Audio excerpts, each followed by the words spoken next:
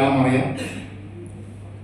ഈ മേഖലയിൽ ഞാൻ വരുന്നതിന് മുമ്പ് ഞാൻ ജുഡീഷ്യൽ ഡിപ്പാർട്ട്മെന്റിലായിരുന്നു. നാഗർകോവിൽ കന്യാകുമാരി ഡിസ്ട്രിക്ട് കോർട്ടിലായിരുന്നു ജോലി. പഠിച്ചത് കെമിക്കൽ എഞ്ചിനീയറിംഗ് ആയിരുന്നു. എനിക്ക് ആദ്യം ജോലി കിട്ടിയത് ഇവിടെ FSCT-യിലായിരുന്നു, അമ്പലമേട് ഡിവിഷൻ, കൊച്ചിയിൽ. അവിടെയായിരുന്നു ജോലി. അതിനുശേഷമാണ് എംപ്ലോയ്മെന്റ് വൈസ് എനിക്ക് കോടതിയിൽ ജോലി കിട്ടി. ഞാൻ അവിടെ നിന്ന് കോടതി വന്ന് നിയർലി ഒരു 9 years അവിടെ സർവീസ് ചെയ്ത് ഇരുന്ന സമയത്താണ് എൻ്റെ ഒരു ഫ്രണ്ട്, എൻ്റെ തൊട്ടടുത്ത സീറ്റിൽ ഇരിക്കുന്ന ഒരു വ്യക്തിയാണ് ഈ മേഖലയെ കുറിച്ച് എനിക്ക് പറഞ്ഞത്. ഡയറക്ട് സെല്ലിംഗ് എന്താണ് എന്ന് പറയുന്നത്. എന്നാൽ പുള്ളിക്ക് ക്ലിയർ ഡീറ്റെയിൽ ഒന്നും അറിയില്ല. പുള്ളി പറഞ്ഞു കുറെ സാധനം ഇവിടെ നിന്ന് വാങ്ങുകയാണെങ്കിൽ, നല്ല പ്രോഡക്റ്റ് ആണ് വാങ്ങുകയാണെങ്കിൽ ഇതിൽ കൂടെ ബിസിനസ് ചെയ്ത് നല്ല ഇൻകം നേടിയെടുക്കാം എന്ന് പറയുകയും ചെയ്തു. എന്നെ സംബന്ധിച്ച് എന്താണെന്ന് വെച്ചാൽ എനിക്ക് കുറച്ച് ഇൻകം വേണം. എന്താണെന്ന് വെച്ചാൽ എൻ്റെ കുടുംബ സാഹചര്യം അങ്ങനെയായിരുന്നു. എനിക്ക് 2 സിസ്റ്റേഴ്സും ഞാനുമാണ്. അച്ഛനും ഒരു ഗവൺമെന്റ് എംപ്ലോയി ആണ്. അല്ലാതെ ഞങ്ങൾക്ക് ബാക്ക്ഗ്രൗണ്ട് ആയിട്ട് ഒന്നുമില്ല.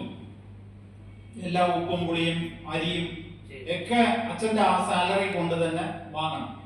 അങ്ങനെ ഇരിക്കുന്ന സമയത്താണ് ഞങ്ങൾ 3 പേരും പഠിച്ചത്. ഞാൻ കെമിക്കൽ എഞ്ചിനീയറിംഗും, ചേച്ചി MSc, അനിയത്തി MSc കഴിഞ്ഞിട്ട് MCA കംപ്ലീറ്റ് ചെയ്തു. പിന്നെ 2 പേരുടെ വിവാഹം. ഇങ്ങനെയൊക്കെ ആയപ്പോഴത്തേക്ക് എന്താ കുറെ ബാധ്യതയാണ്, ഇഷ്ടംപോലെ ബാധ്യത വന്നു. എനിക്ക് ജോലി കിട്ടിയ നെക്സ്റ്റ് ഇയർ തന്നെ അച്ഛൻ റിട്ടയർഡ് ആയി. അപ്പൊ എന്തായി, അച്ഛന്റെ പെൻഷനും എൻ്റെ സാലറിയും മാത്രമാണ് ബാക്കിയുള്ള ജീവിതം മുന്നോട്ട് കൊണ്ടുപോകാനായിട്ട്. അങ്ങനെ ഇരുന്ന സമയത്താണ് നിയർലി ഒരു 20 lakhs അകത്ത് ബാധ്യതയാണ്. ഞാൻ ചിന്തിച്ചു നോക്കി, ഇത്രയും എങ്ങനെ തീർക്കും, എത്ര ജന്മം എടുക്കണം ഇത്രയും തീർക്കാനായിട്ട് എന്ന് ഇങ്ങനെ ചിന്തിച്ച് ഇരുന്ന സമയത്താണ് എനിക്ക് അതിന്റെ കൂട്ടത്തിൽ വിവാഹമാണ്. ആൾക്കാർ ധരിച്ചത് എന്താണ്, ഗവൺമെന്റ് ജോലിയാണ്, കോടതിയിൽ ജോലി നോക്കുന്നു എന്ന രൂപത്തിൽ വിവാഹം കഴിഞ്ഞു. എന്നാൽ എൻ്റെ ഭാര്യയുടെ വീട്ടുകാർക്ക് ആർക്കും ഈ അവസ്ഥ ഒന്നും അറിയില്ല. അത് അറിയുകയാണെങ്കിൽ വിവാഹം നടക്കില്ല. അപ്പൊ അതിനുശേഷം കുറെ കാലം കഴിഞ്ഞിട്ടാണ് ഭാര്യ തന്നെ അറിയുന്നത് ഇത്രയും ബാധ്യത ഉണ്ട് എന്നത്. അപ്പൊ എൻ്റെ ഉള്ളിലുള്ള ചിന്ത എന്ന് പറയുന്നത് എങ്ങനെയെങ്കിലും ഇത് നേടിയെടുക്കണം, നല്ല ഇൻകം ഏൺ ചെയ്യണം എന്ന് ചിന്തിക്കുകയും എൻ്റെ മന്ത്ലി സാലറി ഞാൻ കാൽക്കുലേറ്റ് ചെയ്തു.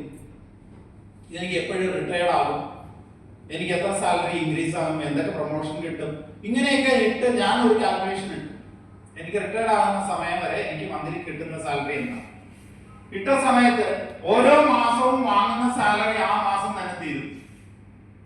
ഒന്നും സേവിങ്സ് കൊണ്ടുവരാൻ പറ്റുന്നില്ല. അതുപോലെ തന്നെ ഇൻട്രസ്റ്റ് കൊടുക്കണം. ഇങ്ങനെയൊക്കെ ആയിരുന്ന സമയത്താണ് എനിക്ക് ഈ ആൾക്കാരുമായിട്ട് സംസാരിച്ച് വലിയ പരിചയമൊന്നുമില്ല. അപ്പോഴാണ് എൻ്റെ കൂടെയുള്ള സുഹൃത്ത് ഈ രൂപം പറയുന്നത്.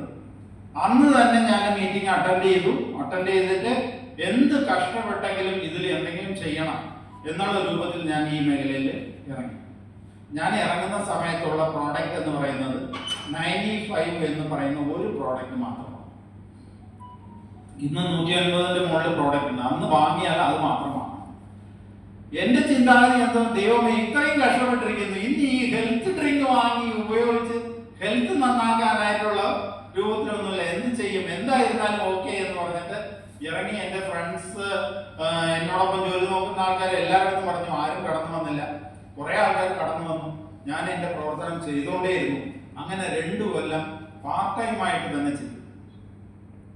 പാർട്ട് ടൈം ആയിട്ട് ചെയ്തിട്ട് നിയർലി 40 lakhs മുകളിൽ ഏൺ ചെയ്തതിന് ശേഷമാണ് ജോബ് റിസൈൻ ചെയ്തത്. ഇന്ന് പല ആൾക്കാരും പാർട്ട് ടൈം ചെയ്യുന്നുണ്ട്. പാർട്ട് ടൈം എന്ന് പറയുന്നത് 2 മണിക്കൂർ, 3 മണിക്കൂർ അല്ലെങ്കിൽ 1 മണിക്കൂർ, ഇതാണ് പാർട്ട് ടൈം. ഞാൻ ചെയ്ത പാർട്ട് ടൈം എന്ന് പറയുന്നത് മോർണിംഗ് വേക്കപ്പ് എന്ന് പറയുന്നത് 4:30 മണിക്ക് എണീക്കും. ഇപ്പോഴും അതാണ്. എൻ്റെ മൊബൈലിൽ അലാം എടുത്ത് നോക്കി കഴിഞ്ഞാൽ 4:30 കഴിഞ്ഞാൽ എനിക്ക് ഉറക്കം പറ്റില്ല. 4:30 മണിക്ക് എണീക്കും. 6 മണിക്ക് വീട്ടിൽ നിന്ന് പുറത്ത് വന്നിട്ടുണ്ടാകും.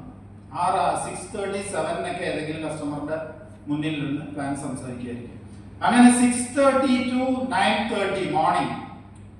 ഈവനിങ് 6 മണിക്ക് ഓഫീസ് വിട്ട് കഴിഞ്ഞാൽ ഈവനിങ് 6:30 to 10 ഇതാണ് എൻ്റെ part time work. Part time തന്നെ നിയർലി 8 to 9 hours ഞാൻ വർക്ക് ചെയ്തിരുന്നു. അങ്ങനെ വർക്ക് ചെയ്ത് ഇത്രയും അമൗണ്ട് ഏൺ ചെയ്ത സമയത്താണ് നിറച്ച് പ്രശ്നങ്ങൾ എനിക്ക് വന്നു. പ്രശ്നം എന്ന് പറയുന്നത് പാർട്ട് ടൈം ആയിട്ട്, അതും ജുഡീഷ്യൽ ഡിപ്പാർട്ട്മെന്റ്, പോലീസ്, ഈ ഡിപ്പാർട്ട്മെന്റിലൊക്കെ ഇരുന്നിട്ട് ഈ പാർട്ട് ടൈം ആയിട്ട് വേറൊരു മേഖലയിൽ ചെയ്യുക എന്ന് പറയുന്നത് വലിയ പ്രയാസമുള്ള ഒരു സംഭവമാണ്. എന്താണെന്ന് പറഞ്ഞാൽ ഞങ്ങൾക്ക് പബ്ലിക്കുമായിട്ടുള്ള ഡീലാണ്, അതുകൊണ്ട് വലിയ പ്രയാസമാണ്. അങ്ങനെ ഇരുന്ന സമയത്താണ് എനിക്ക് ഇഷ്ടംപോലെ കേസ് എന്ന് പറയുന്നത് ക്രൈംബ്രാഞ്ചിൽ ഒരു വ്യക്തി, നമ്മുടെ ടീമിലുള്ള ഒരു വ്യക്തി കൊണ്ട് ക്രൈംബ്രാഞ്ചിൽ ഒരു കേസ് കൊടുക്കാൻ അവിടെ പോയി എല്ലാം അവരെ പ്രൂഫ് ചെയ്ത് അതിൽ നിന്ന് പുറത്തു വന്നു. അതിനുശേഷം കളക്ടറുടെ വിജിലൻസ്, കളക്ടറുടെ ഗ്രീവൻസ് ഡേയിൽ കൊണ്ടുപോയി കംപ്ലൈന്റ് കൊടുത്തു. ആ കംപ്ലൈന്റ് ക്രൈംബ്രാഞ്ചിൽ വന്നിട്ട് അവിടെയും ചെന്ന് ഇതൊക്കെ പ്രൂവ് ചെയ്ത് അവിടെ നിന്ന് പുറത്തു വന്നു. വേറൊരു വ്യക്തി CM സെല്ലിൽ കൊണ്ട് ഒരു കംപ്ലൈന്റ് കൊടുത്തു. CM സെല്ലിൽ കൊണ്ട് കൊടുത്തതും ഇതുപോലെ പോലീസിൽ കയറി ഇറങ്ങി ഈ ബിസിനസിനെ കുറിച്ച് ഞാൻ ഏറ്റവും കൂടുതൽ പ്ലാനും ഇതൊക്കെ സംസാരിച്ചിട്ടുള്ളത് ഇങ്ങനത്തെ ഡിപ്പാർട്ട്മെന്റുമായിട്ട് അവരെ കൺവിൻസ് ചെയ്ത് എടുക്കാനായിട്ട് ശ്രമിച്ചിട്ടുണ്ട്. എന്നാൽ എനിക്ക് അവിടെ തല്ല് കിട്ടാത്തതിന്റെ ഒരേ കാരണം എന്ന് പറയുന്നത് ഞാൻ ഇരിക്കുന്ന ഡിപ്പാർട്ട്മെന്റിന്റെ പേര് ആദ്യം പറയും. ഞാൻ കോടതിയിലാണ് ഇരിക്കുന്നത്. അപ്പൊ ഇത് എന്താണ് നിങ്ങൾ ഇത് കൂടെ ചേർത്ത് എങ്ങനെ ചെയ്യാൻ പറ്റും? അത് ഞാനല്ല ചെയ്യുന്നത്, അമ്മയാണ് ചെയ്യുന്നത്. അമ്മയുടെ പേരിലായിരുന്നു ഐഡി. അങ്ങനെ അവരോട് എനിക്ക് കൂടുതൽ ഈ പ്ലാനൊക്കെ സംസാരിക്കാനായിട്ട് ഒരു സാഹചര്യം കിട്ടി. അവസാനത്തെ ഒന്നിലാണ് കുടുങ്ങിയത്. അവസാനം ആ വ്യക്തിയാണോ എന്നറിയില്ല, ഞാൻ ആരുടെതോ എന്റെ ID നമ്പർ പാസ്വേഡ് ഒക്കെ പറഞ്ഞിട്ടുണ്ട്. അപ്പോൾ അത് കംപ്ലീറ്റ് നോട്ട് ചെയ്ത് അത് കംപ്ലീറ്റ് പ്രിന്റ് ഔട്ട് എടുത്തിട്ട് ഞങ്ങളുടെ ഹൈക്കോടതി ജഡ്ജിക്ക്, ജസ്റ്റിസിന് ചെന്നൈയില് ഒരു കംപ്ലൈന്റ് കൊടുത്തു. അവിടെ നിന്ന് ഞങ്ങളുടെ ജഡ്ജിന് വന്നു. ജഡ്ജി എന്നെ വിളിച്ചിട്ട് എന്താണ് ഇത് സംഭവം ചോദിച്ചു. പുള്ളിക്കും കൂടെ പറഞ്ഞു കൊടുക്കാനുള്ള ഇതായി. പുള്ളിയുടെ അടുത്തും പറഞ്ഞു ഞാനല്ല ചെയ്യുന്നത്, അമ്മയാണ്. പുള്ളിക്ക് മനസ്സിലായി എല്ലാരും ഇങ്ങനെ പറയുള്ളൂ, അതുകൊണ്ട് ആര് ചെയ്യുന്നു എന്നുള്ളത് എനിക്കറിയാം എന്ന് പറഞ്ഞിട്ട് എന്താണ് സംഭവം പറയുന്നു പറഞ്ഞു. ഒന്ന് പറഞ്ഞു കൊടുത്തു. പറഞ്ഞ സംഭവം എല്ലാം പുള്ളി കേട്ടിട്ട് പറഞ്ഞു ഒന്നും ഇത് ശരിയാവില്ല, അത് എന്തെങ്കിലും ആക്ഷൻ എടുത്തേ പറ്റൂ എന്ന് പറഞ്ഞിട്ട് എനിക്ക് എന്റെ പ്രൊമോഷൻ ലിസ്റ്റിൽ നിന്ന് എന്റെ പേര് കംപ്ലീറ്റ് മാറ്റാൻ പറഞ്ഞു. അങ്ങനെ മാറ്റാൻ പറഞ്ഞപ്പോഴാണ് ഞാൻ ചിന്തിച്ചു ഇനിയും ഇവിടെ തൂങ്ങിക്കിടന്നാൽ ശരിയാവില്ല. ഞാൻ പറഞ്ഞു ഞാൻ പുറത്തു പോകുന്നു എന്ന് പറഞ്ഞിട്ട് റെസിഗ്നേഷൻ കൊടുത്തിട്ട് ഞാൻ പറഞ്ഞു. റെസിഗ്നേഷൻ കൊടുത്തപ്പോഴാണ് പുള്ളി എന്ത് ചെയ്തു, ആ റെസിഗ്നേഷൻ ലെറ്ററിൽ കോൾ ഫോർ വിജിലൻസ് എൻക്വയറി എന്ന് പറഞ്ഞ് എഴുതി. 3 മാസം ഞാൻ വിജിലൻസ് എൻക്വയറിയിൽ എനിക്ക് അത്രയും ഞാൻ വാങ്ങിയ പേയ്മെന്റ് കംപ്ലീറ്റ് അവർ ചെക്ക് ചെയ്തു, പ്രൂഫ് കംപ്ലീറ്റ് എടുത്തിട്ട് വിജിലൻസ് റിപ്പോർട്ട് വന്നത് എന്താണെന്ന് വെച്ചാൽ ലീഗലി അമൗണ്ട് കംപ്ലീറ്റ് കയറിയിട്ടുണ്ട്, ഈ അമൗണ്ടുമായിട്ട് യാതൊരു പ്രശ്നവും നമുക്ക് എടുക്കാൻ പറ്റില്ല എന്ന് അവിടെ നിന്ന് ക്ലിയറൻസ് സർട്ടിഫിക്കറ്റ് വന്നതിന് ശേഷമാണ് എന്നെ 3 മാസം കഴിഞ്ഞിട്ടാണ് റിലീസ് ചെയ്ത് വിടുന്നത്. അതിനുശേഷമാണ് തീരുമാനിച്ചു ചെയ്തെങ്കിൽ ഈ മേഖല മാത്രം ചെയ്യണം, ഇതാണ് ശരിയായത്. അന്ന് തൊട്ട് അതിനുശേഷം ഞാൻ ഫുൾ ടൈം ആയിട്ട് ഇറങ്ങി പ്രവർത്തിച്ചു. അന്ന് തൊട്ട് ഇന്ന് വരെ ഞാൻ സീലിംഗ് അച്ചീവർ, ഒരു വീക്ക് പോലും ബ്രേക്കില്ലാതെ കണ്ടിന്യൂസ് സീലിംഗ് അച്ചീവർ ആണ്. സീലിംഗ് പേയ്മെന്റ് ഏൺ ചെയ്യുന്നുണ്ട്. കംപ്ലീറ്റ് ബാധ്യത തീർന്നു. നല്ല ലക്ഷറി ആയിട്ട് ഒരു വീട് വെക്കാനായിട്ട് സാധിച്ചു. നല്ല ലക്ഷറി കാറുണ്ട്, നല്ല ബാങ്ക് ബാലൻസ് ഉണ്ട്. ഇന്ന് നല്ല ഇൻകം നേടുന്നുണ്ട്, നല്ല ഇൻകം കിട്ടുന്നുണ്ട്. മന്ത്ലി നിയർലി ഒരു 10 lakhs അടുപ്പിച്ച് ഇൻകം നേടുന്നുണ്ട്. ഇപ്പോഴും എന്റെ ഒരു സ്വപ്നം എന്ന് പറയുന്നത്, അതായത് എന്റെ സ്വപ്നം ഓരോ വ്യക്തിയും നിങ്ങൾ എന്ത് സ്വപ്നമാണോ കാണുന്നത് അത് നിങ്ങൾക്ക് ദൈവം നേടിത്തരും. അതാണ് നമ്മൾ എന്താണോ ആഗ്രഹിക്കുന്നത്. വേറൊരു വ്യക്തിയെ ഇന്നൊരു വ്യക്തി വിചാരിച്ചിട്ട് ഒന്നും ചെയ്യാനൊന്നും സാധിക്കില്ല. ഞാൻ നന്നാകണമെങ്കിൽ ഞാൻ സ്വയം തീരുമാനിക്കണം. ഞാൻ നന്നാവൂല എന്ന് തീരുമാനിച്ചു കഴിഞ്ഞാൽ ഒരിക്കലും ഞാൻ നന്നാവില്ല. എന്താന്ന് വെച്ചാൽ എനിക്ക് ഈ ബിസിനസ് പ്ലാൻ കൊണ്ട് തന്ന ഒരു വ്യക്തി ഉണ്ടല്ലോ എന്റെ ഓഫീസിലെ, ആ വ്യക്തി ഇപ്പോഴും കോടതിയിലുണ്ട്, ഇപ്പോഴേ അവിടെ ഇരിക്കുന്നു. എന്താണ് ആ വ്യക്തി തീരുമാനിച്ചു അതാണ് വലുത് എന്ന്, ഞാൻ തീരുമാനിച്ചു ഇതാണ് വലുത് എന്ന്. ആരും രണ്ടുപേർക്കും ദൈവം അനുഗ്രഹിച്ചിട്ടുണ്ട്. നീ അതാണ് വലുത് എന്ന് തീരുമാനിച്ചു, നിനക്ക് അത് സംഭവിക്കട്ടെ എന്ന് തീരുമാനിച്ചു. എന്നോട് ദൈവം പറഞ്ഞു, നിനക്ക് ഇതാണ് വലുതെന്ന് നീ എന്നോട് ചോദിച്ചു, അത് സംഭവിക്കട്ടെ എന്ന് പറഞ്ഞ് ഞാൻ പറഞ്ഞു. എന്നെ ആരെങ്കിലും എടുത്ത് മാറ്റാൻ പറ്റൂ? ആരും എടുത്തും ആരെയും എടുത്ത് കളയാനും പറ്റില്ല, കൂട്ടി ചേർക്കാനും പറ്റില്ല. അവൻ തീരുമാനിക്കണം, അവൻ എവിടെ നിൽക്കണം എന്ന്, അല്ലെ? അതാണ് ജീവിതത്തിൽ ഏറ്റവും വലിയത് എന്ന് പറയുന്നത്. എന്റെ സ്വപ്നം എന്ന് പറയുന്നത് ഒരു എഞ്ചിനീയർ ആകണം എന്ന ഒരു സ്വപ്നമായിരുന്നു സ്കൂളിൽ പഠിക്കുന്ന സമയത്ത്. അങ്ങനെയാണ് ഞാൻ എഞ്ചിനീയറിംഗ് മേഖലയിൽ പോയത്. FACT പോയപ്പോഴാണ് അത് ഇനി ഇത് വേണ്ട എന്ന് തീരുമാനിച്ചത്. എന്താന്ന് വെച്ചാൽ അവിടെ കംപ്ലീറ്റ് യൂണിഫോം ഇടാം. ക്യാമ്പസിന്റെ അകത്ത് കയറി കഴിഞ്ഞാൽ പുറത്ത് വരാൻ പറ്റില്ല, പുറത്ത് എന്ത് നടക്കുന്നു എന്നും അറിയില്ല.